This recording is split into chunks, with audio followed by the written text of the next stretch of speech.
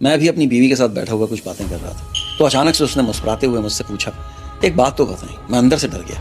کہنے لگی آپ کا سب سے اچھا دوست کون ہے؟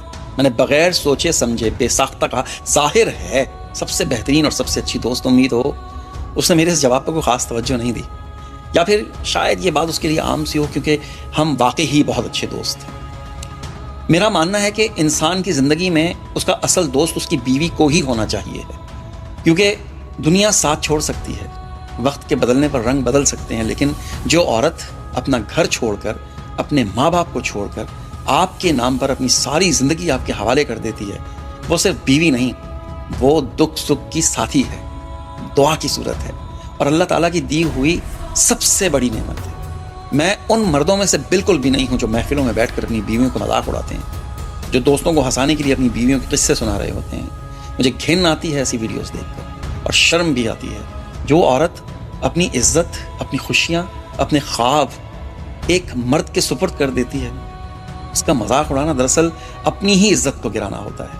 میری بیوی میری ساتھی ہے، میری رازدار بھی ہے، میرے اچھے برے وقت کی شریک ہے. اس نے مجھے ہر کمزوری میں سہارا دیا، ہر پریشانی میں حوصلہ دیا ہے، اور ہر کامیابی میں سب سے پہلے دعائیں مانگی ہیں. بیوی کا اصل مقام یہ ہے کہ وہ صرف گھر کے کام کاج کرنے والی عورت نہ سمجھی جائے بلکہ دل کا سکون سمجھی جائے. بیوی صرف کھانا پکانے یا بچوں کو سنبھالنے کا نام نہیں ہے یار. بیوی تو ایک روحانی سہارا ہوتی ہے، ایک کاندھا ہوتی ہے جس پر آپ اپنے دکھ رکھ سکیں، وہ چہرہ ہے جس پر آپ اپنی خوشیاں بانٹ سکیں. اور میں چاہتا ہوں دل سے کہ ہم سب اپنے گھروں میں اپنی بیویوں کو اس مقام پر رکھیں جو ان کا اصل حق ہے، کیونکہ اگر بیوی کو دوست بنا لیا جائے نا تو زندگی کا سفر بہت آسان ہو جاتا ہے. میں الحمدللہ اس معاملے میں اپنے آپ کو بہت لکی سمجھتا ہوں. میں نے دنیا دیکھی ہے، رشتے دیکھے ہیں، دوست دیکھے ہیں. میں نے دولت اور شہرت کو پل بھر میں بکھرتے ہوئے دیکھا ہے. میں نے محفلوں میں کہکہے لگانے والے چہروں کو تنہائی میں ٹوٹ کر روتے ہوئے دیکھا ہے. میں نے بھائیوں کو جائیدادوں پر ایک دوسرے کے دشمن بنتے دیکھا ہے. میں نے دوستوں کو بھی وقت پر غائب ہوتے ہوئے دیکھا ہے. میں نے رشتوں کو مطلب کے ترازو میں تلتے ہوئے دیکھا ہے.